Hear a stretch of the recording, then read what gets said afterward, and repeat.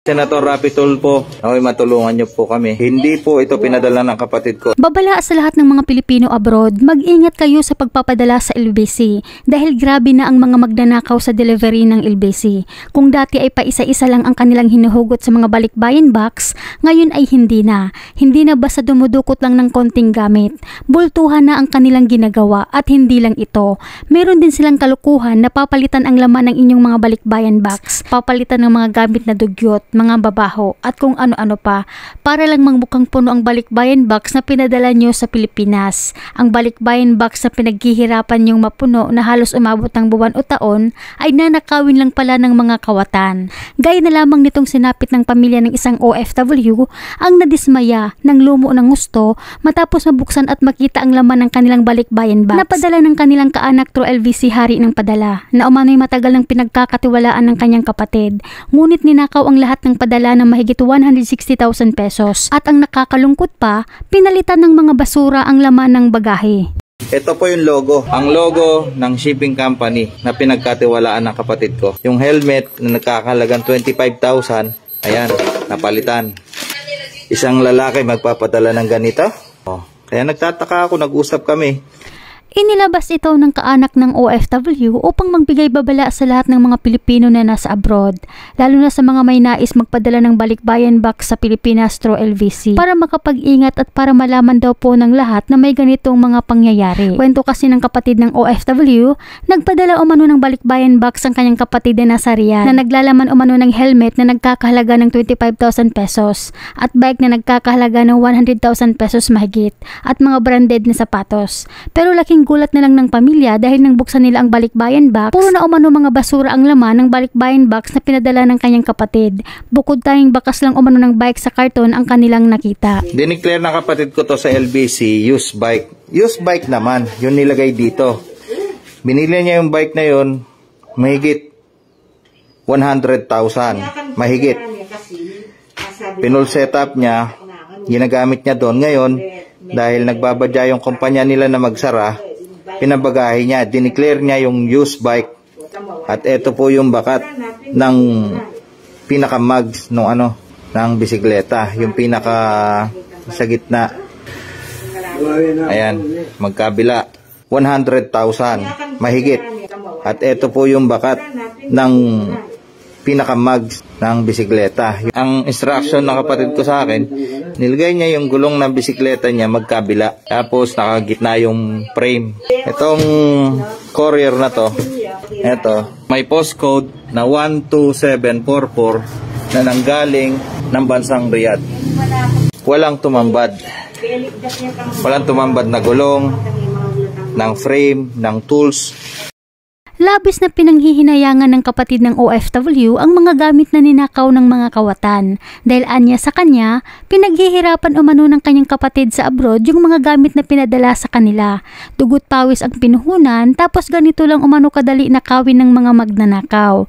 Kaya sobrang nadismaya at nalungkot ang kapatid ng OFW sa sinapit ng balikbayan box na pinadala ng kanyang kapatid na para sana sa kanilang pamilya. Sa isang video, ipinakita nito sa publiko ang mga basurang ipinalit at nilagay sa loob ng balikbayan box na kanilang natanggap mula sa LVC. Ang nilagay po nila, mga yan, parang pagkain ng manok, kung ano-ano.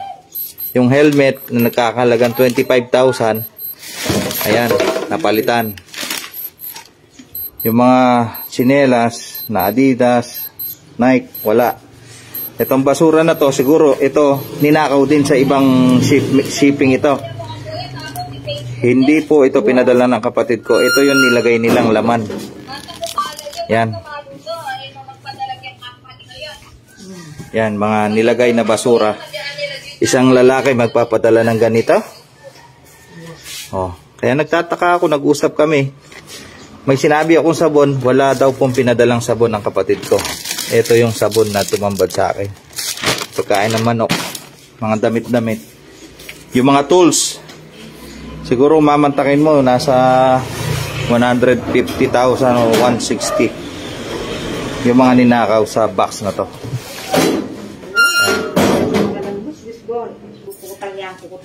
Ito yung pinang-ibabaw nila. Napakarami ng pamilya ng OFWs ang nagreklamo sa LBC pero hanggang ngayon tila wala pa rin silang aksyon dahil tuloy-tuloy pa rin ang nakawan. Kaya mag-ingat kayo mga kababayan. Magsilbing aral po sa inyong lahat itong naging karanasan ng pamilya ng OFWs dahil hindi po biro yung ginawa yung sakripisyo para makapagpadala ng balikbayan box sa inyong pamilya. Ang ilan pa sa mga OFWs ilang buwan pang iniimpok ang mga gamit para lang mapuno ang box tapos nanakawin lang, papalitan lang ng basura para tuloy lumalabas na pasortehan na lang kung makarating sa pamilya nyo ang inyong pinapadalang balikbayan box through LBC na walang nangyari.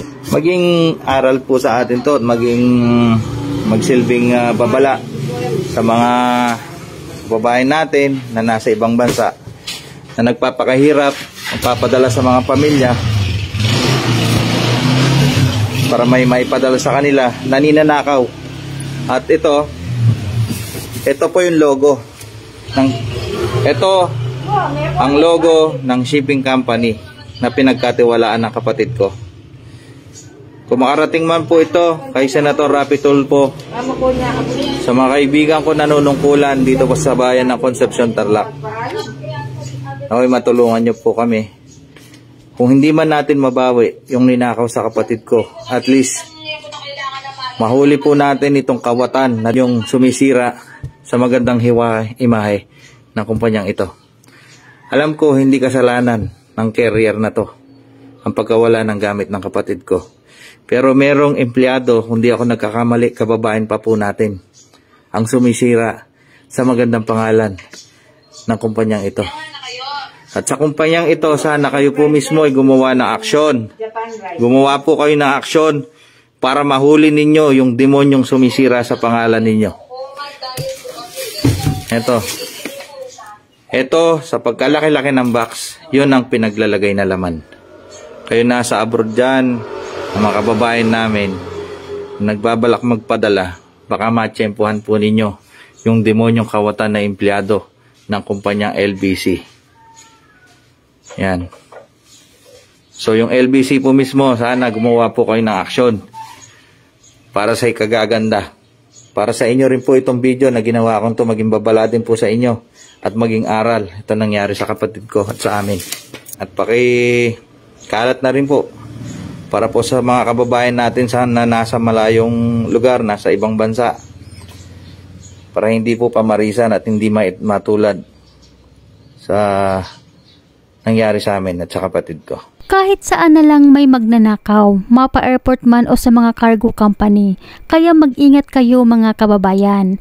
Piliin nyo ang dapat nyong pagkakatiwalaan, lalo na pagdating sa inyong mga pinaghihirapan. Hanggang dito na lamang po, mag-ingat po kayo palagi kung saan man kayo ngayon.